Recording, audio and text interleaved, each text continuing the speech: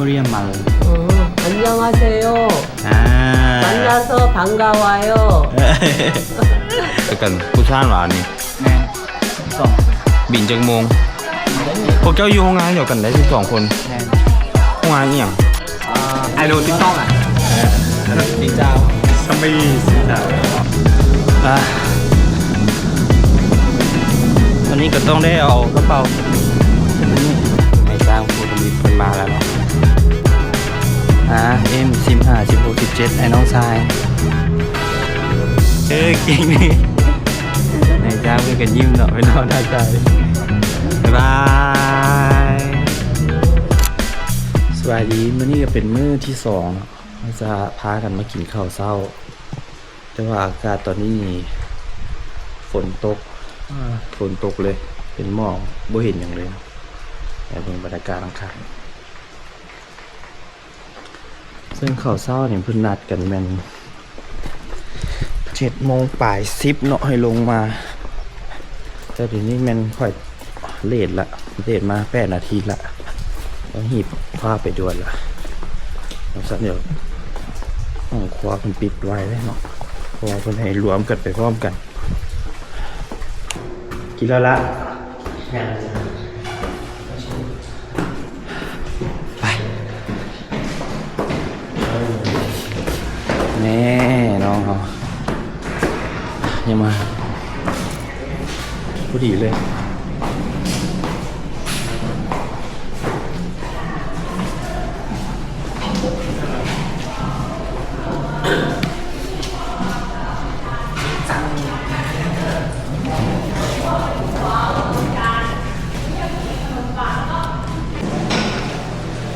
เดี๋ยวมาเบิ่งกันว่าอาหารเช้าจะมีเป็นประเภทเด่นของมื้อที่2ยังไม่ได้กินอาหารเช้าจะเทื่อนมาถือแต่ตอนเมื่อวานนี่มาฮอดตอนสวยกินอาหารสวยกับอาหารเลยเสร็จมาเบิ่งมาลุ้นกันว่าหน้าตาของอาหารเช้าจะเป็นยังไงมาแล้วหน้าตาอาหารเช้าตัวนี้จะเป็นเบอร์เกอร์งัวแล้วก็จะมีไข่หน่อยนึงกล้วยหน่อยนึงแล้วก็นมป่องนึงโอ้อาหารเช้าเนี่ยเราไปหมักเบอร์เกอร์เนี่ยโอเคเลยแหละเบิ่งอันนี้เปิดโตด้วยหมักกล้วยกับรสหมักกล้วยไม่ต้องแล้วหมักกล้วยหักแล้วมันเหี่ยไม่ได้กินเลยจะรู้ซ้ำไอ้น้องเอาไปไหนจะบอกเล่นเดี่ยวเลยปกกาอย่างเช้านี้เด้อกินแซ่บเด้อไข่กินไข่เด้อกินไข่ไส้จ้ำอันเกลือน อนเชียไข่จ้ำเกลือ แล้วใครจำเกลือมักไว้หน่อยหนึ่งอีก แล้วอันตัวนี้เขาเรียกว่าไวตามิล ตัวนี้นี่ แล้วก็สวย ตัวนี้เป็นอย่าง ตัวนี้เบอร์เกอร์เกาหลี เกอร์เนี่ยหนวดจุลเลียมันใช่ก้า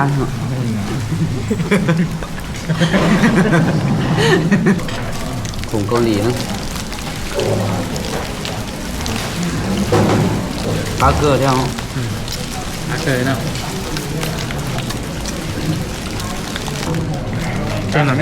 แต่ชิมาเทระเนี่ยเดียยาอยู่นอกเดี๋ยวเจียวลงตัวอยู่หลังโอ้สุดแล้วดอกอ่ะ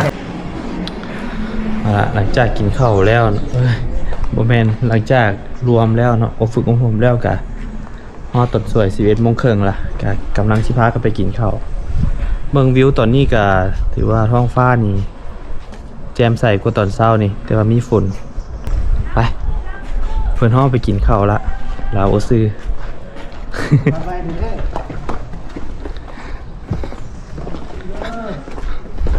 เดี๋ยวมาเบิ่งหน้าตาของอาหารสวยเนาะว่าจะเป็นแบบใดบอนซิมนี่ก็อยู่ทางด้านลุ่มนี่เลยเนาะทุกคนเข้ามานี่ตึกตั้งข้างอยู่สั้นหนึ่งอยู่วันมากเลยเห็นเลยอย่ามีแต่เฮาซี่ขึ้นไปแล้วมาจอบมึงก่อน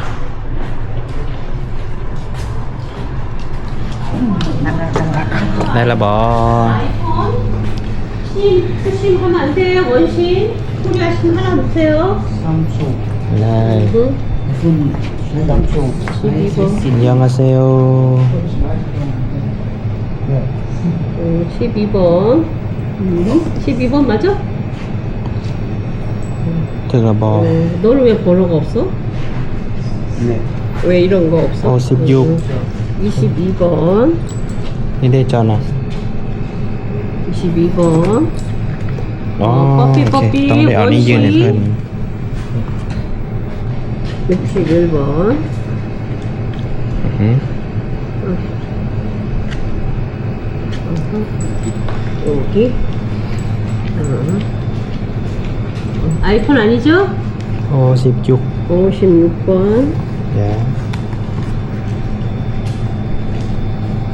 เดี๋ยว yes 커피 감사합니다 커피.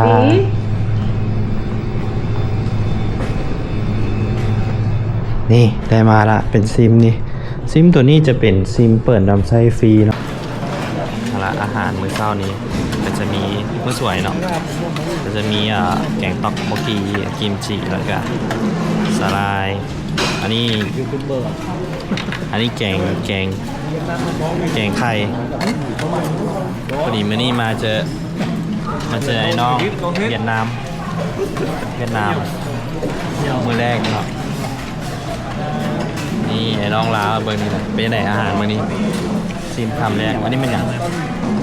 แกงกะหรี่ว่ะเกมมาอื้อ อันนี้เป็นคืออันไส้อั่วหมูเนาะไอ้ข้าวจืดเนาะ เนี่ยกินบ่ได้หน่อย กิมจิ กิมจิเนาะ ต็อกโบกีก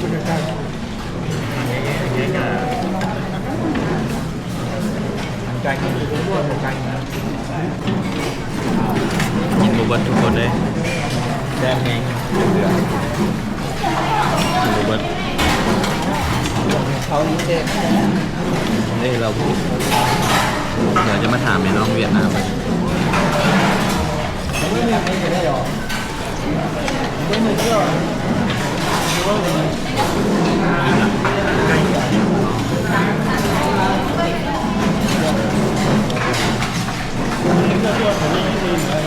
้วน่าจะอิ่มนะทุกคน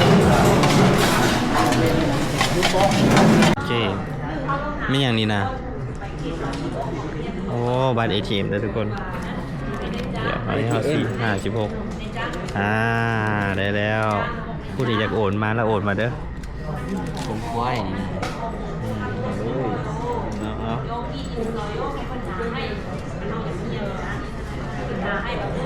อาจารย์มือที่2มาในแมนเพิ่นจะเอาเพิ่มบัญชีกับบัตร ATM มาให้เนาะเพราะว่าเมื่อวานนี้เขากรอกเลขบัญชี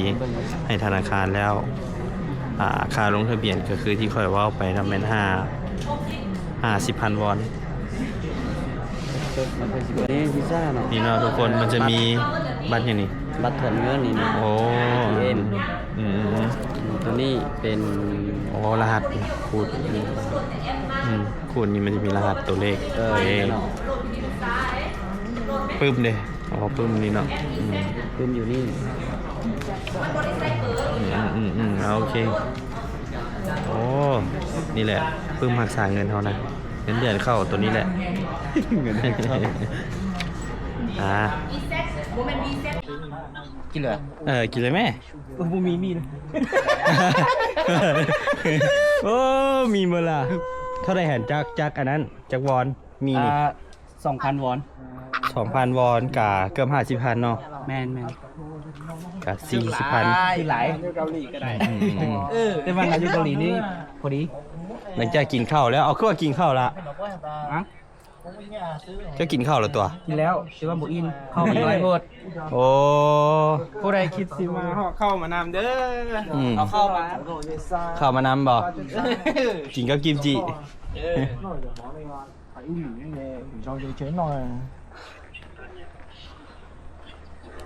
เป็นยังไง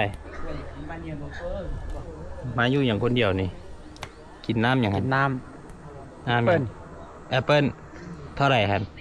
ำ 1,500 วอน 1,500 วอน ชื่อยูมากกันวะ ซื้ออยู่ซุปเปอร์มาร์เก็ต บ่ได้กดตู้อ่ะกดตู้มัน1,000ว่ะ กดตู้1,000 มาซื้อของแพงดิ ตู้ยอดนะละพันเบิร์ดอยู่ตู้นะเป็นปอง 4,500 แช่บอยู่บ่ แซ่บอยู่ถ้าแล้วแต่ใจมากถ้าใจมากก็แซ่บถ้าใจบ่มากก็บ่แซ่บ แม่นโอ้แซ่บเลยเนาะกินไปน้ำแล้วเบิ่งวิวทั้งหน้าไปน้ำนี่มื้อนี่จะเป็น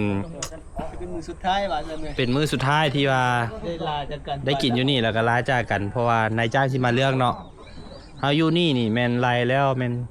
นอน2คืนมื้อที่3แล้วแม่นไป2คืน3มื้อเฉลี่ยกันละมื้อนี่ก็สิกินข้าวแต่เช้า 7:00 นบ่ 7:00 นปลายหน่อยนึงแล้วก็มารวมกันใหม่รวมกันเลยบ่เอาหีบเอากระเป๋าลงมาเลย กระโปรงลงไปเลย แล้วก็เปิดลงไปเลยกินข้าวเลยออกไปเลย บอกแล้วเขาต้องไปถ่ายอยู่ศูนย์ทั้งกลางฮะมันจะอยู่ทั้งกลางนายจ้างเพื่อสิมาหับเอาอยู่ทางด้านลุ่มเลย สะโพกจะอยู่ภาคเหนืออยู่ภาคใต้เราออกไปเลย อ๋อไม่เหรอภาคใต้เป็นภูไผ่ที่ว่าอยู่อย่างเกาะภูซ่านบ่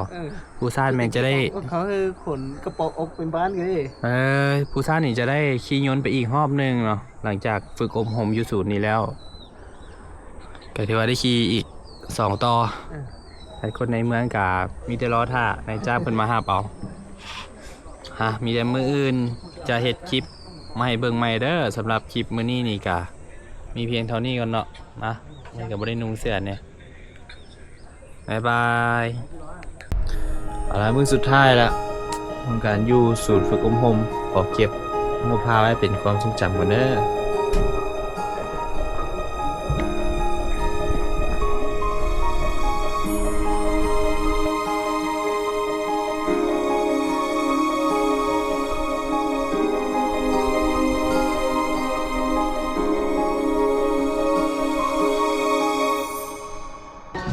เอาละนี่ก็ฮอนมือบนเครื่องลงมาคืนเพราะนายจ้างชิมาเลือกอยู่ด้านบนจะพากันมาเรียนไว้ยูทีนี่เนาะ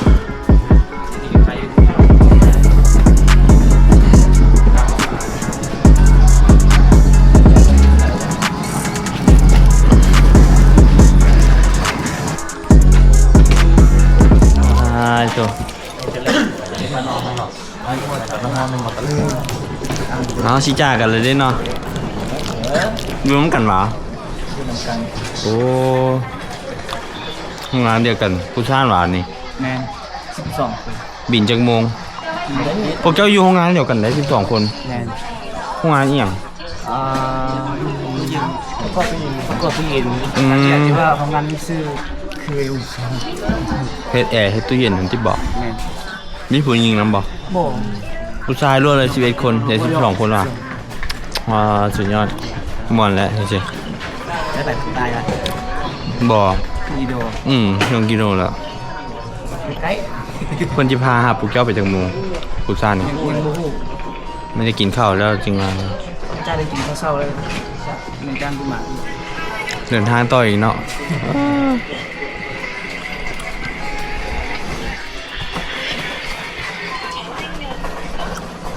ไหนสุดรอลืมอาจารย์ได้แล้วบอก นะยังคิดฮอดเราอยู่เอ้าเฮียนมาทำน้ำเราเดี๋ยวไม่น่ะเห็นอมยิ้มอีกอาจารย์นะเบิ่งคลิปอยู่กับส่งกำลังใจให้เราในเด้อเราบ่ฮอดนี่เกาหลีใต้แล้ว นี่ได้สูงกินข้าวก็อยู่ด้านข้างนี่ชั้น2นะบรรยากาศช่วงนี้มันฝนตกทุกมื้อเลยทุกเต้าเลยเมืองอายหมอกเจาะฟู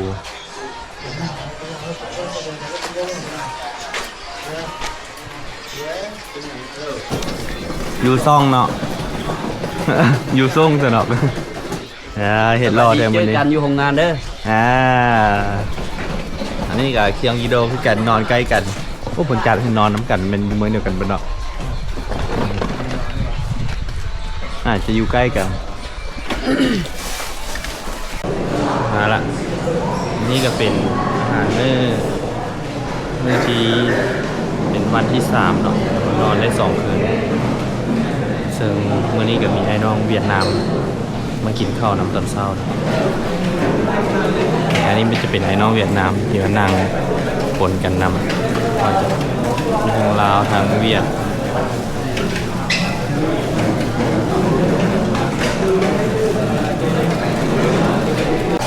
ไอโลติ๊กต็อกอ่ะ อันนี้กับเนี่ยสบายดีจินเจ้า ซัมบี้สินสาว จินเจ้าอ๋อถูกต้อง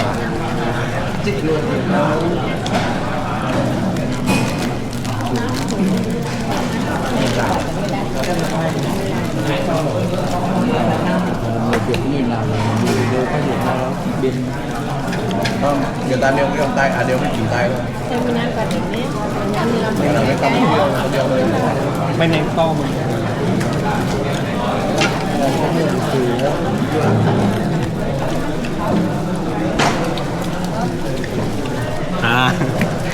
hành trình ngày 9 đấy đùa ngon à ngon ngon ngon không ngon mà chưa xoay không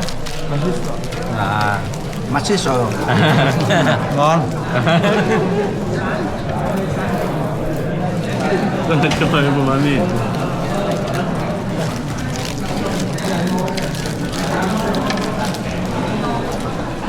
Lào anh em Việt Nam mình rất quý đúng không? Không như Campuchia là ghét.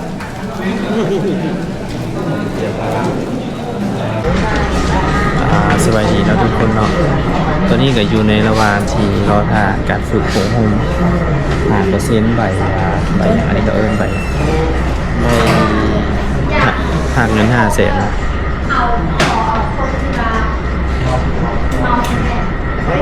อาจารย์เพิ่นกำลังที่จะมาหยาดอย่าห้ามหักในการเดินทางเนาะ อาจารย์ก็ไม่เห็นเมาแต่พี่กินเบียร์ก็ไม่เห็นเมา สำหรับคนที่ว่าไปภาคใต้ที่จะต้องได้ขี่ยนต์ไปอีกรอบหนึ่งเลยสำหรับใครที่อยู่ในเรือนี่ครับ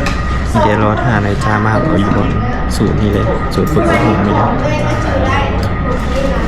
เดี๋ยวเรามารอท่าเพิ่งว่านายจ้าง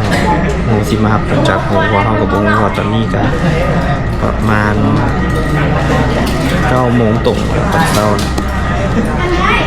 เหนื่อยเนาะเขาก็หาวนอน ยิงโมนิติ นี่ผู้สาวเป็นบ่เอาสาวฮัสดีมีอย่างจะบอกกองบอฝากถึงผู้เบาไอ้อยู่ผู้ชาติได้ไหม กำลังไปหาเด้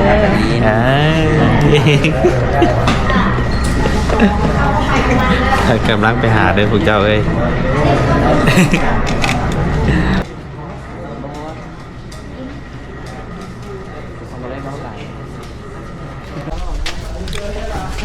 เอาละอันนี้กับมือที่3ให้น้องทีอยู่ถึกเลือกทางแข่งผู้สร้างก็จะได้เดินทางไปก่อนบางคนก็กำลังเตรียมเครื่องเตรียมเอกสารนะเพราะว่าต้องได้เอาเครื่องลงไปก่อนรถเมล์เข้ารถเมล์จากกินข้าวกินน้ำแล้วเราก็ออกเดินทางเพื่อที่จะไปสนามบินต่อบินลงไปภาคใต้พอนะแล้วไอ้น้องที่ว่าอยู่แถวเขตในเมืองพิยองพีโดเนี่ยก็จะรอท่าอยู่ทางด้านลุมภายในจ้างซีเข้ามาเลือกบุแมนในจ้างซีเข้ามาเข้ามาหับเอาอยู่สูตร กูเกิลการเขาขอตัวยุ่งตัวเป๋า เป็นอย่างบรู้แอปป่ะ ลาเวียด แนะนำนี่ดูแอป EPS ใช้ได้ใช้เห็นอย่างไรเนี่ย PPS EPS PPS ฟังกินนี่นี่ ก็สำคัญแม่นตัวที่เขาเฮ็ดเวียกเมื่อ3 ปีเนาะแล้วเขาจะกลับแล้วเขาจะเกียมอย่างเด แต่ว่าไฟก็ลืมนิดนึง สำคัญนี่พาสปอร์ตแล้วอันแม่นเงินเพชรกึมแม่นเงินตัวนี้แหละ เงินเพชรกึมเนาะเวลาเขากลับ แต่เขาหากันมาบุฟเฟ่คือถึงเรื่องกลับกันเนาะ แม่น มีแต่ทัน สำคัญแม่นเขารอเวียกบ่เข้าใจอย่างเราจึงถามทางนันสูนเพิ่นช่วยเหลือเพิ่นเนาะ แม่นแหละ ง่ายๆตัวนี้เขาบ่ต้องให้คิดซีเรียสหลาย ไปกินข้าวซะ กินข้าวไหม ไปกินข้าวจากลามื้อสุดท้าย แม่แหละนี่ ไปเจอกันเนาะ นี่สิแยกเลยไปมันบ่ได้พบกันเลย อืม มีแต่พบกันอยู่ออนไลน์หั่นแหละ ไว้ ไป ท่องไปเที่ยวน้ำกันเด้วันเสาร์อาทิตย์เธออยากไปลิ้นเธอค่อยอยากไปลิ้นทะเลบ่ยามอากาศ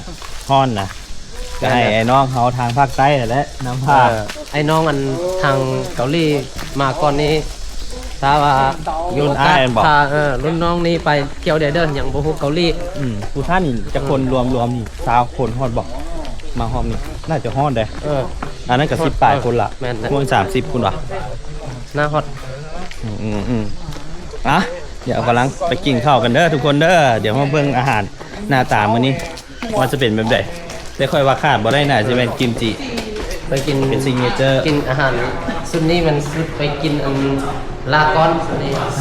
ถึงร้านสุดท้ายแล้วโอ้เดี๋ยวไปเข้าไปตรงซิมก่อน ลากอน ว่ามันนี่ 어, โคเรียมัน 안녕하세요. อ่า 만나서 반가워요. กับสบิดา 감사합니다. เราบอกว่าค่อยรอหลายเนาะทุกคนแต่สั้นๆเลยเพราะว่ากูนี่รอหลายเด้อ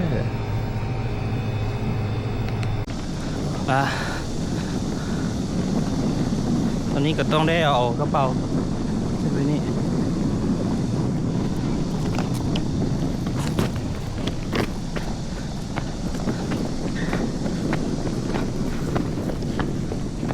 โอเค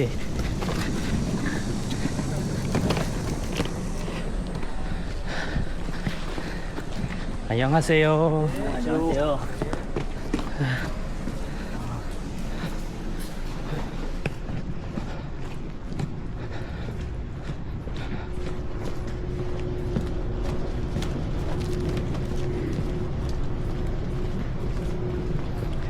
อันนี้ก็จะเป็นบอลที่รอทหารนายจ้างมาครับเนาะ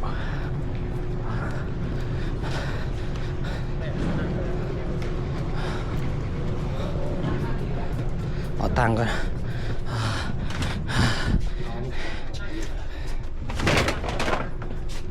เอาไว้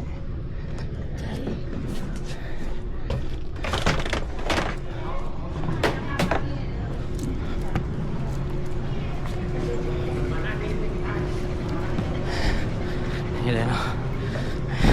ไอ้น้องแต่ละคนก็รอถ่ายคนมาหับค่อยกันเมื่อยเติบพอแดดลงมาตั้งแต่ทั้งลุ่ม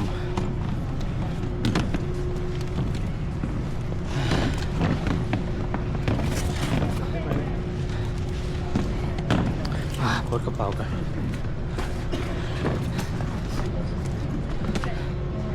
ตัวนี้ค่อนข้างที่จะเมื่อยเนาะหมายเลขตัวนี้เราจะลืมเลยเราก็จะเอาเอาตามหมายเลขนี้ให้มาเอา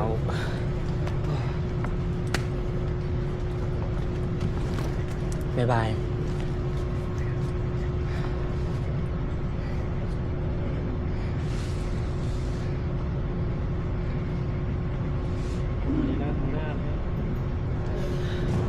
เป็นไงมีคนตื่นเต้นบ่นายชิมาครับ โอ้ยโว้ย ขอให้รวยแล้วอ่ะ โอเคไม่รวย 월급 บอลกรึบ 월급 돈 받아요 월급 받아요 ได้เงินเดือนเลยล่ะ 40% 라오스 สอนแบ่งเงิน 30% 한국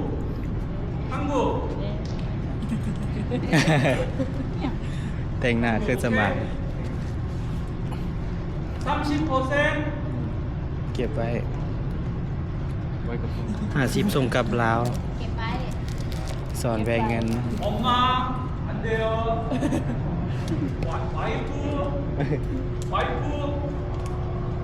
와이프 안 돼요 와이프 안 돼요 อ่า เนี่ยเก็บไว้รู้ ยังเหนื่อยเมียโอเค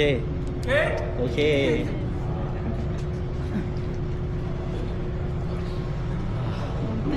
ตายแน่ นายจ้างภูธมิตรเพิ่นมาแล้วเนาะ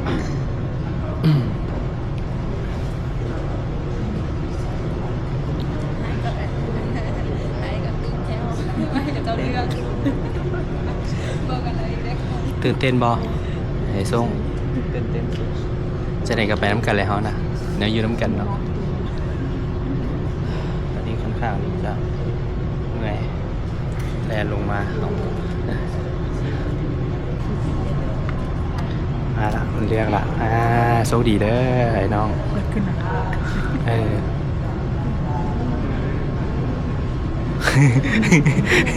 ไอ้น้องเขาในน้ำตูดก็เป็นกินคืนได้ใหญ่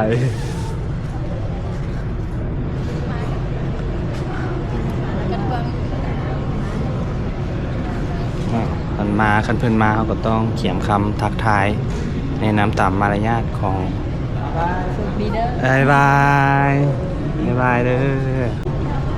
อเอ็ม15 16 17ไอ้น้องชาย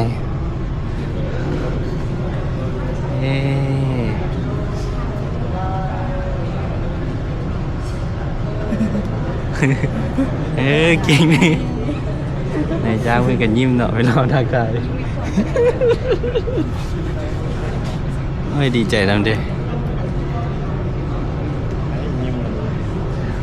บ๊ายบาย